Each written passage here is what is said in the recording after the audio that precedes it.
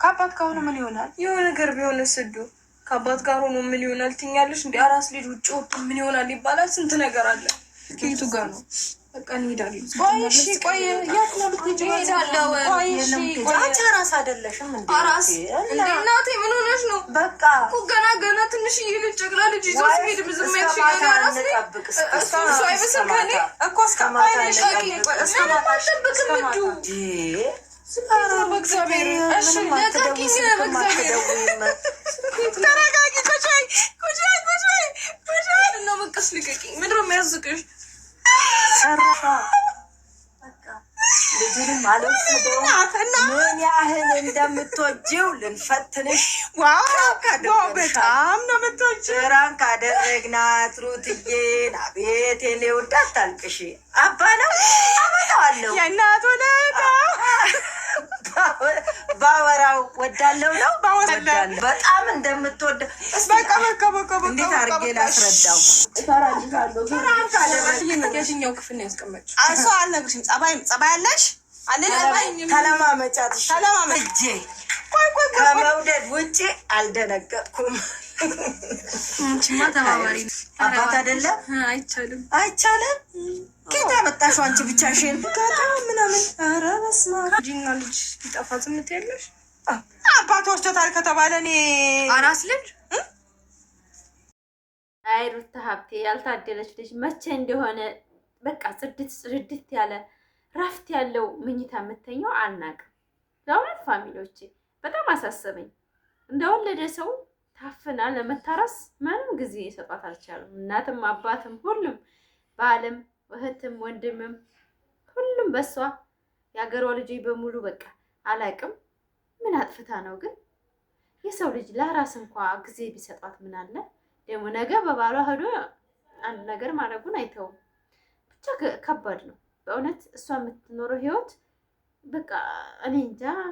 አሰላሙ አለይኩም ወራህመቱላሂ ወበረካቱ። ውድ ግሪስ ፋሚሊ ክርስቲያን ወገኖቼ ሰላም ብያለሁ። እንዴት ናችሁ? ደህና ናችሁ? እኔ ጋር ሰላም ነው። በማታ ቪዲዮ መጥቻለሁ።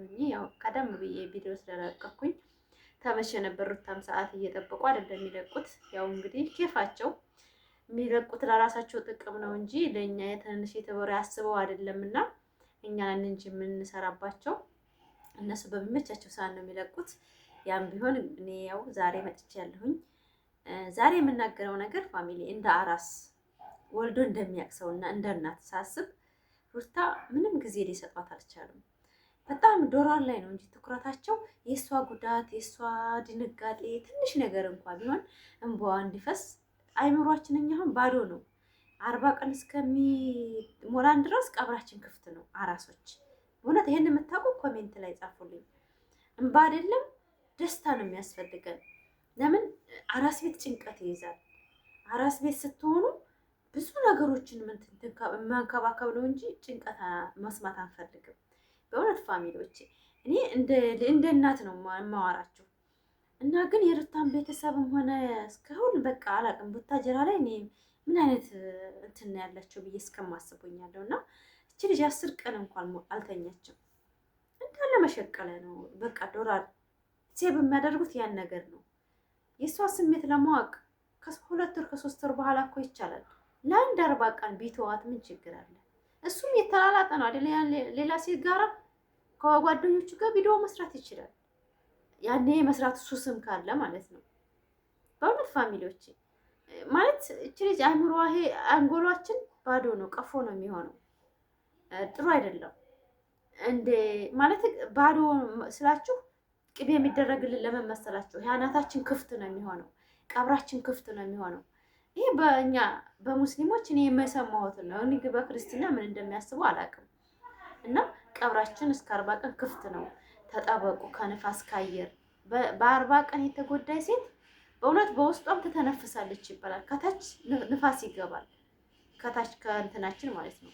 በእውነት ፋሚሊዎች እሷን ግን እያወቁላት አይደለም። እንደዚህ የሚያስጨንቋት እንደዚህ ክርክር ውስጥ ለራሱ እንድትገባና እንድጮክ ብላ እንድታወራ አይፈቀድም። በእውነት ፋሚሊ ደበቅ ያለ ቦታ ጨለም ያለ ቦታ ነው። አይናችን ለራሱ ትክክል አይደለም።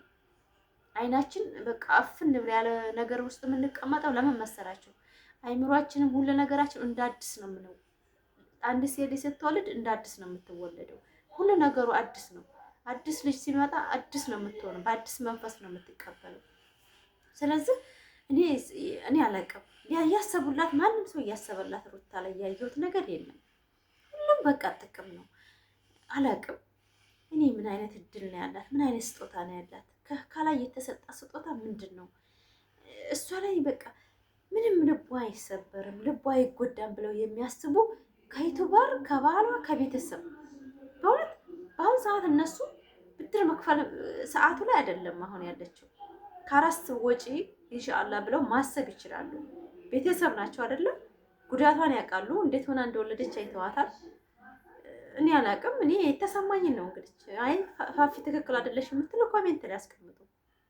ታያም በአሁኑ ሰዓት ተደብቃ እንደው ቢያንስ እንኳን አንድ ወር እንኳን ከሁሉ ነገር መጠበቅ ነበረባት። ህፃኑ ልጅ ለንፋስ፣ እሷ ለንፋስ። አሁን እኮ አይታወቃትም። ግን ትዳር ወደ ባሏ ተመልሳ ቤቷ ላይ ከፈት ዘጋ ስትል ብዙ ነገሮችን የሴት ልጅ ይቀየራል። ስለዚህ እኔ በማታው ቪዲዮ በጣም ነው ያስጠላኝ። ማለት ይዝን ያለ ቪዲዮ ጉጉት አላቸው እንደስከምል ድረስ ቤተሰቧ ለራሱ ማለት ነው። በእውነት ለምንድን ነው እንደዚህ የሚያደርጓት? ጥሩ አይደለም። እንደ ወላድና እንደ አራስ ካሰቧት ማንም ሰው ሌላ ጊዜ የፈለጉትን ማድረግ ይችላሉ። ነገር ግን የባሏ ሲገርመን ባሏ እሺ ደግ ቪዲዮ እንዳይቋረጥበት እሷንም ደግሞ ለመግባባት ሲል የሚያደርገው ድርጊት ነው እያለፍነው ነው። እኔ አሁን የተቸውት አይደለም፣ ደስታ ነው እየገለጥኩ ያለሁት። አብርሽ ሲሄድ ደስ የሚለኝ እነሱ ተቃርበው አንድ እንደሆኑ ስለምፈልግ ነው። ነገር ግን አሁን ቤተሰቧ ተጨምሮ ፕራንክ ተይቀደም ፕራንክ አረጓት፣ አሁንም ፕራንክ አረጓት። አይቻልም። ብድር መክፈል አሁን አይደለም፣ በአራስ ቤት አይደለም፣ ከአራስ በኋላ ስንት ጊዜ አለ። በእውነት ፋሚሊ በጣም ነው የሚያስጠላው። የደስ አላለኝም የማታው ቪዲዮ። አሁን ቤተሰብ ጋር እንኳን መጣች እንኳን አየናት፣ አዎ ደስ ይላል። ነገር ግን ፕራንክ እያሉ እውነት ሆዛ ምናምን የተመጠጠ ነው ያለው። እንዴ አራስ ወዝ የላትም ሩታ። ሀቂቃ ነው የምላችሁ። በማን ቀን እንዴት ነው የሚያምርባት! እንዴት ነው የሆነችው? አዲስ አበባ ላይ እንዴት ነው እንዲህ እኮ ነበረች። ግን አራስ ቤት ላይ ሆነ ጫማ እየመሰለች ነው ያለች። ይሄ ምንድነው? ያጨናንቋታል። የሰው ጋጋታ አለ፣ የሚጠይቅ ምናምን አለ። እንቅልፍ የላትም። እንዴት አድርሽ የሚል አለ፣ ማርያም ማረችሽ የሚባል ነገር አለ።